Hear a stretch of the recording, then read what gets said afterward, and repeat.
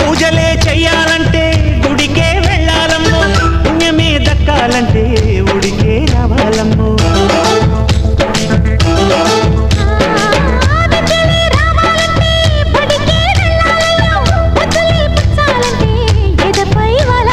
చిన్నారి బుక్కల్లో పొన్నారి పొంగుల్లో చేసి తడితే ఎలా ఎలా ఎలాగుంటది,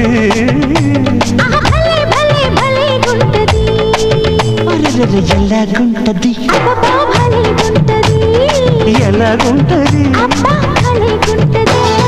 మొదటిసారి మనసు కడితే ఎలాగుంటది, మొదటిసారి ముద్దు పెడితే ఎలాగుంటది, భలేగుంటది.